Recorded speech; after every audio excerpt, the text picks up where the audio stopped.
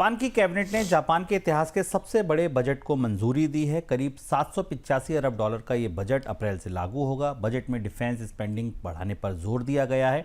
इतने बड़े बजट से जापान पर कर्ज और बढ़ने की संभावना है। पहले ही जापान के ऊपर उसकी जीडीपी की तुलना में करीब 250% कर्ज है। जापान के बजट पर इस बार पूरी दुनिया की निगाहें हैं, क्योंकि अभी हाल में ब्याज दर में बढ़ोतरी हुई और हमने उसके बाद दुनिया के बाजारों में उथल पुथल की शुरुआत देखी है।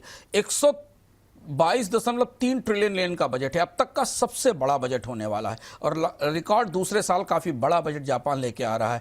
टैक्स रेवेन्यू का करीब अनुमान 83 ट्रिलियन के आसपास है। महत्वपूर्ण बात यह है कि जापान कितना टैक्स रेवेन्यू लेता है, इससे दुनिया के निवेशकों को उतना असर नहीं पड़ता जितना इस बात से है कि कितने जापान सरकार के कितने बॉन्ड जारी होंगे। करीब करीब 29 से 30 ट्रिलियन येन के नए बॉन्ड जारी होंगे और जो पिछले वित्त वर्ष के शुरुआती 28 ट्रिलियन येन से ऊपर दिखाई दे रहे हैं।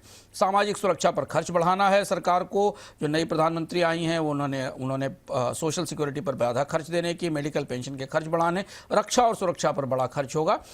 डेट सर्विसिंग के लिए 31.3 ट्रिलियन के सरकारी बॉन्ड्स के ब्याज और मूलधन पर अब तक का ऊंचा और सबसे बेहतर ब्याज दर भी दी जा रही है ताकि निवेशकों का भरोसा इसमें बना रहे।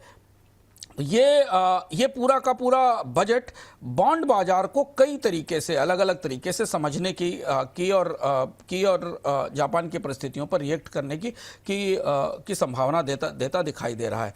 क्योंकि जापान में घाटा बहुत ज़्यादा है, कर्ज काफ़ी बड़ा है, तो इतनी बड़ी बॉन्ड उगाही बाजार इसे कैसे लेगा, इस पर कैसे रिएक्ट करेगा, इस पर निगाह अगले 24-48 घंटों में निवेशकों की रहेगी।